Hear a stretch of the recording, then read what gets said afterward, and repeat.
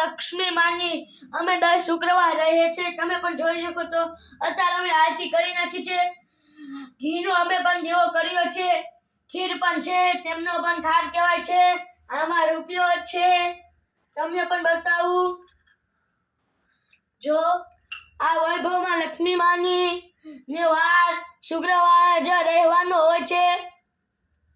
આ વૈભવમાં લક્ષ્મી માનો વાર રહેવાથી આપણે ધન આવે છે, પૈસા વધે છે. જો આ બધું છે, આમ બેવડાવવાના છે. જો આવી રીતે ફૂલ પણ લાલ હોય તો પણ હાલશે. તમે પણ જોઈ શકો છો.